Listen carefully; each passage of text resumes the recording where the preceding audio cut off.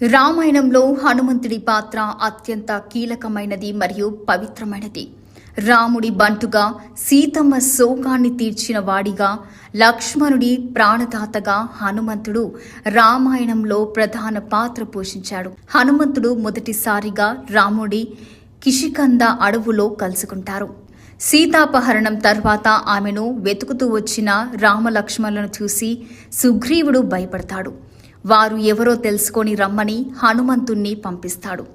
హనుమంతుడు బ్రాహ్మణ రూపంలో వెళ్లి రాముడితో మాట్లాడి వారి గొప్పతనాన్ని గ్రహించి తన నిజ రూపాన్ని చూపిస్తాడు. రాముడిని భుజాల మీద ఎక్కించుకొని సుగ్రీవుడి దగ్గరికి తీసుకెళ్లి వారి మధ్య స్నేహాన్ని కుదురుస్తాడు. ఇదే రామాయణంలో కీలక మలుపు. సీతమ్మను వెతకడానికి 4 దిక్కులకు వానర సైన్యం వెళ్తుంది. దక్షిణ దిశగా వెళ్లిన హనుమంతుడు, జాంబవంతుడు, అగంధుడు సముద్ర తీరానికి చేరుకుంటారు. 100 యోజనాల సముద్రాన్ని దాటి లంకకు వెళ్లడం ఎవరి వల్ల సాధ్యం కాకపోవడంతో జాంబవంతుడు హనుమంతుడికి తన శక్తిని గుర్తు చేస్తాడు. అప్పుడు హనుమంతుడు ఆకాశంలోకి ఎగిరి సూరస, సింహిక వంటి రాక్షసులను ఎదుర్కొని లంకలో అడుగుపెడతాడు. అశోకవనం, లంక అంతా వెతికిన తర్వాత చివరగా అశోకవనంలో రాక్షస స్త్రీల మధ్య బందీగా ఉన్న సీతమ్మను హనుమంతుడు చూస్తాడు. చెట్టు మీద దాక్కొని రాముడి కథను వినిపించి కిందికి దిగి సీతమ్మకు నమస్కరిస్తాడు. రాముడిచ్చిన అంగుళికం ఆమెకిచ్చి తాను రాముడి దూతను అని నిరూపించుకుంటాడు. సీతమ్మ ఆనంద బాష్పాలతో హనుమంతుణ్ణి ఆశీర్వదించి తన గుర్తుగా చూడామణిని రాముడికి ఇవ్వమని ఇస్తుంది. తిరిగి వెళ్లే ముందు రావణునికి తన శక్తిని, రాముడి గొప్పతనాన్ని తెలియజేయాలని హనుమంతుడు నిర్ణయించుకుంటాడు. అశోకవనాన్ని ధ్వంసం చేస్తాడు.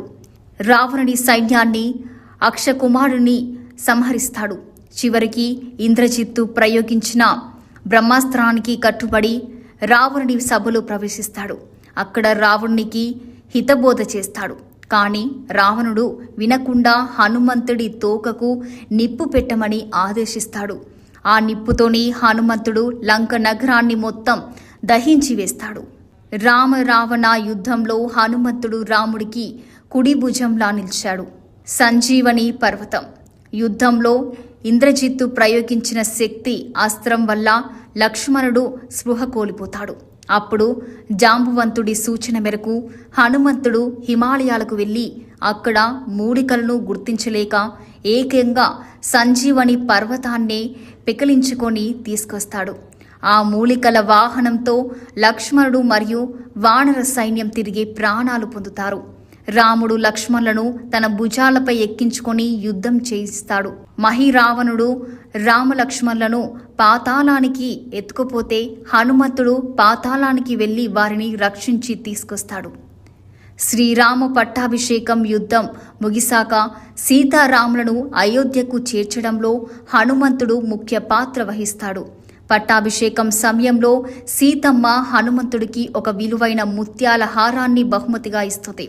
అయితే హనుమంతుడు ఆ ముత్యాలను కొరికి చూసి వీటిలో రాముడు లేడు అని పారవేస్తాడు. అందరూ ఆశ్చర్యపోగా తన గుండెను చీల్చి అందులో సీతారాములు ఉన్నారని నిరూపిస్తాడు. హనుమంతుడు కేవలం ఒక సేవకుడు కాదు, భక్తికి, శక్తికి, యుక్తికి నిదర్శనం. అందుకే రాముడు హనుమంతుణ్ణి సోదరుడు అని పిలుస్తాడు. చిరంజీవిగా నేటికి భక్తుల కోరికలు తీరుస్తున్న దేవుడిగా హనుమంతుడు నిలిచిపోయాడు.